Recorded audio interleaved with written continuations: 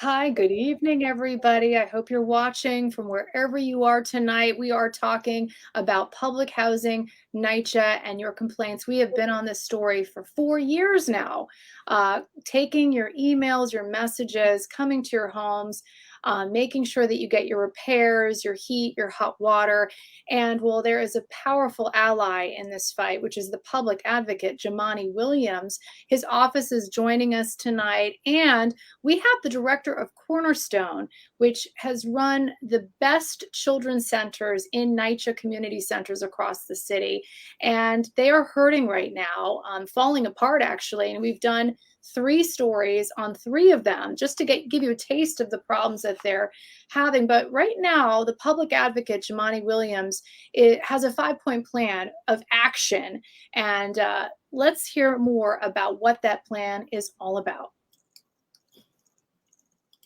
Visited Raina Marie Mungin's apartment at the Lincoln Houses in Harlem back in December 2019 with public advocate Jamani Williams. State government has basically zeroed out. The federal government doesn't do nearly enough, and the city has more to do as well. Now, 2 years later, the public advocate's office is back. Mungin says not much has changed. We still have mold in the bathroom? Yes, we do. The public advocate's office's visit this time comes with a detailed 5-point proposal for change in NYCHA.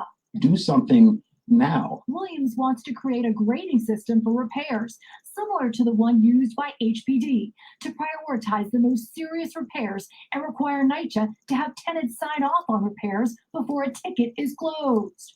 Also, better communication, informing residents of lengthy repairs, and an immediate investigation into badly done repairs. Stop closing tickets before you certify that the repairs are done. Also, Williams wants tenants who live in NYCHA buildings converting to private management called RAD or PACT to get clear guidance on how to file complaints, and forensic accounting for all funds allocated for repairs. And a NYCHA spokesperson tells us NYCHA has worked with HUD and the federal monitor since 2019 to fundamentally transform the authority. NYCHA has a $40 billion capital need, and the public advocate is aware of the issues NYCHA faces and should use his platform to call for increased capital funding. And New York City's public advocate has named NYCHA the city's worst landlord 3 years in a row, even creating a special category for NYCHA. Their direct message for Mayor Adams: fix the broken repair ticket system now.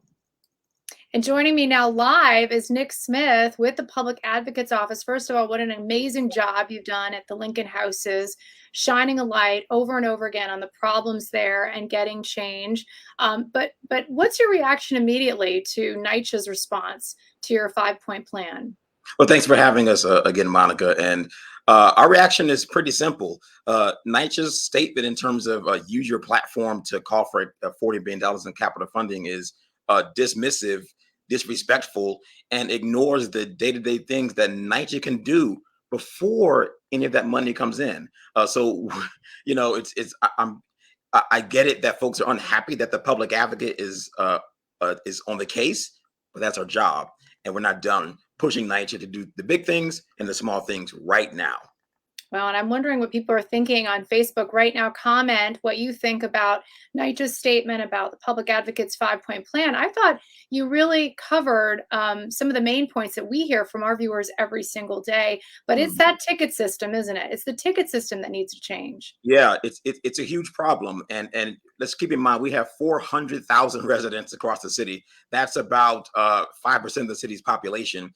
And when there's an issue in people's apartments, whether it's lack of heat or hot water, or a steam pipe literally bursting, or just a panoply of problems, you've got to go and submit a ticket. Well, the ticket system is dysfunctional.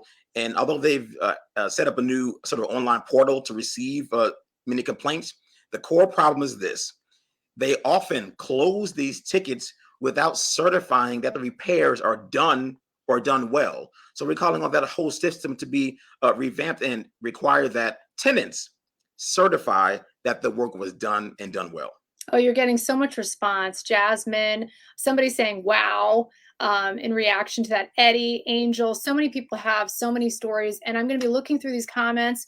And of course, we respond, and you've been responding. What do you think of, their accountability. How can we improve accountability? That has always been the case, because later on, standing by is our cornerstone director, who has really struggled to find accountability when it comes to NYCHA. What can we immediately do to have that accountability right now?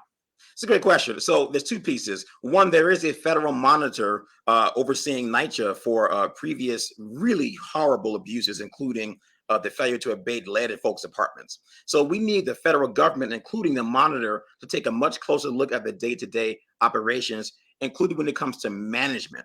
And secondarily, we're calling on NYCHA to set up a grading system to better address the immediately hazardous violations. So, for example, I went into an apartment, as you showed, Rena Mungeon, she had a steam pipe burst in her apartment in the last 2 weeks. That's insanity. And the city didn't do anything about it. One of her neighbors had a steam pipe that was like disintegrating, and she went to the store to put up her own repair equipment. And there it is right there. There it is. And actually, Jamani was there. There's Jamani. We have him there. He was in her apartment. He was the reason we met her in the first place. Mm-hmm. And the ticket system, Candy says, needs to change. And I love that Candy's responding right now, because she's bringing up the ticket system, but also the security issues.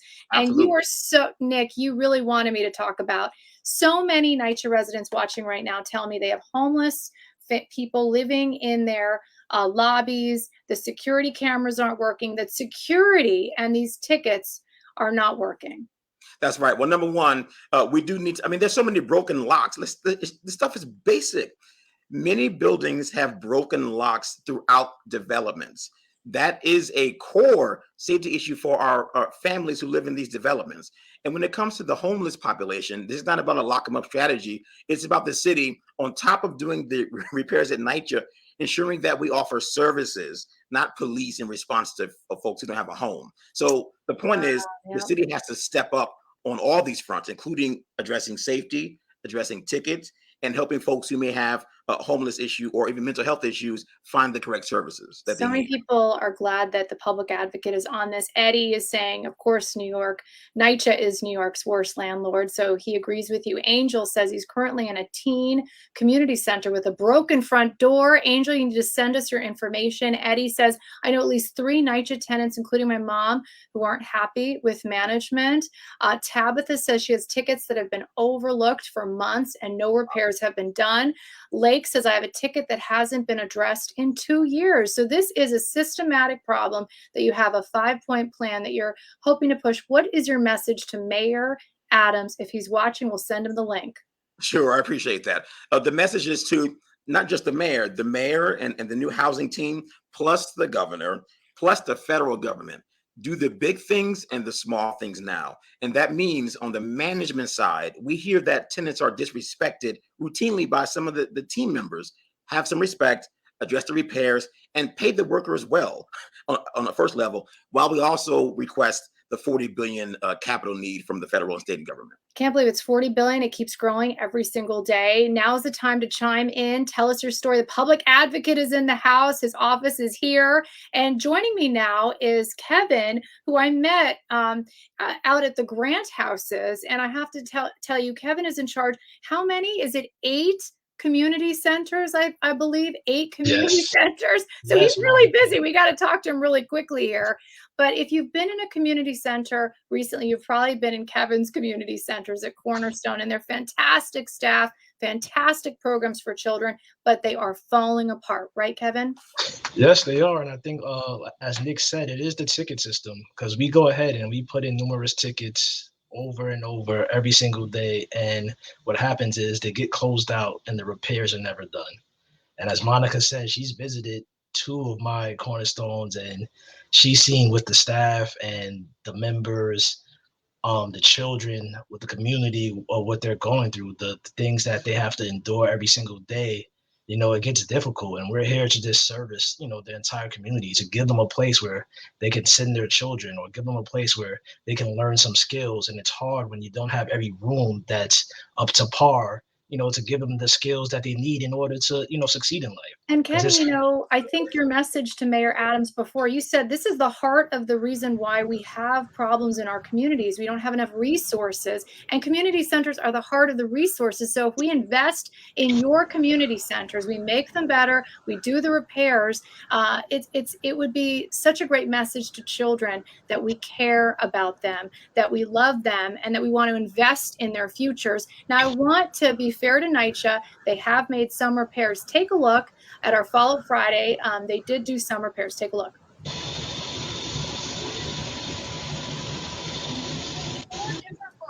Three community centers and 2 apartments are finally getting repairs this week. But first, let's check in with Barbara LeRae here at the Fort Independence houses. She had no heat in her building and her community center was falling apart.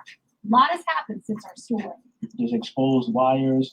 There's no heat. And there are pieces of the ceiling in these buckets. Leaky ceilings in their community center and families freezing in their apartments. Pix 11 News visited the Fort Independence houses last week.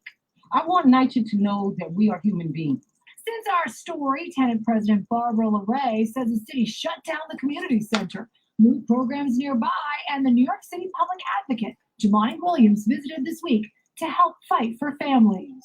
Now they're calling me, telling me, we're sending you another mobile boiler. LeRae says there still needs to be a permanent fix.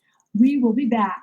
Good news to report at the Grant Houses Community Center in Harlem. The director there tells us repairs are finally getting done. A lot of work has been happening thanks to the stories, so that's good to see. Some work still needs to be done, but there's been communication. And remember, children had to walk under this every day at the Manhattanville Houses Community Center, also in Harlem. Take a look now, much better and safer for the kids. The director tells us they still need better lighting in the gym. We'll keep the pressure on.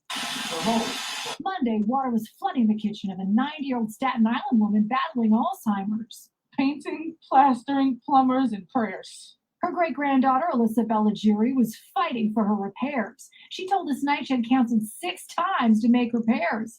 After our story, good news. They came and they started doing repairs in the bathroom. Finally, it was back in October. It was raining in Tracy Coleman's living room at the South Jamaica houses. The rain is just coming very fast. After our story, action. Coleman tells us she was finally reimbursed for things that were lost, and now she has a beautiful new living room. And I have to say, Bella, you're the best. Bella's watching. A lot of people are watching right now. Candy says she lives in the Johnson houses and she's a single parent. Homeless people in the stairs. It's out of control. Janine has mold, water damage to her apartment. And if you can, always, if you can, put your email or put a way to reach you so that I can direct message you. And I'm gonna read through all these comments after the show and make sure we follow up either on TV or social media. It takes a village really to fix all of this. But Kevin, I want you to have this last word about the impact that it has, not just on children. These are places for seniors and programs. And when we walked in, there were literally tiles falling within feet away from seniors, grandmas. Yeah, and it definitely causes a problem. It's definitely a safety issue and a concern, not only for the children, but like you said, the seniors. And the community centers are the heart and soul of the community. It should be a safe haven, not only just for the kids, but for the seniors as well. So to be able to just have NYCHA come in and do the work and get the work done collectively, we get better off service the community. I'm going to send this link to Mayor Adams, but I want you to say right here at the end, out of the 8 community centers that you run, how many of them need repairs right now? At least half of them, I would say 4. And I think what Mayor Adams' message is gun violence. If we had a safe place in the communities for kids to go and for teens to go, they wouldn't be on the streets. They would be inside our community centers. Elle, when she pops up, that means people are buzzing. I did see one question coming through from Gloria. I think, Nick, this one's a little bit directed at you. We're not, we don't have a lawyer in-house today, but Gloria asks if we recommend that if there are repairs needed, if she as a tenant should stop paying rent until the repairs are done. Question. Yeah. Oh, that is a good question. I would say don't stop paying your rent right away. You don't want to risk eviction. What I would say is give our office a call and we'll make the connection to NYCHA management and we can help you out. Oh, we like that, Nick. We love when look at that. The power of this show is the public advocate is on it personally. So this is pretty good. But final words, we always like to end with hope. That's what we're all about, is not only help, but hope. A lot of people watching have waited years sometimes for repairs. What kind of hope can you give them, Nick? I know this is a very long fight, a long struggle. To me, it's an issue of civil rights. We have the right to fair housing in this country, and it isn't happening. So the hope is, with a new mayor, a new governor, and a new president, and a new team, that we can finally make a change. And I would mention one person, the new regional hub secretary, council member Alika Ampry Samuel. We're going to be in touch with her to help push some of these changes needed. And you know what, Elle and Amanda know, she is a friend to our Facebook show. She's been on our show many times, and we're so happy that she is the new HUD regional director. So hopefully we'll start to see work change and the focus change. And I just want to say, can I just shout out to Kevin for being one of the best coordinators, doing so much with so little. And there was a library that was destroyed in the Bronx, where Jamani Williams was visiting. Now, is there a call to action for, do you need more books for that library? Maybe there's something you can do there. Oh, we definitely need more books. We gladly take, any donations that we can get. We do offer free programming. So all our programming is free for everyone. So any donations we can get, especially books, we'll definitely take it to revamp our library. Well, the Cornerstone, we love them. And if there's a link that you can provide us, we'll definitely put that on this post. Thank you so much, Nick. Thank you, Kevin, for joining us, and everybody on Facebook. Thank you so much. Wow, so many comments. If you need our help, you know what to do. Make sure to reach out to us at either Monica@pix11.com. Gosh, Ellen and Amanda, you're so good. That's my email address direct. And I have the public advocate here tonight, so you have the power of them as well. We're always fighting for you at 5:55 every single evening. But don't forget to watch Pix11 at 4, 5, 6, and 10, and our fabulous morning show. We have a weekend show starting this weekend. And of course, we'll have all of our stories there as well. So have a great night. We're making it happen.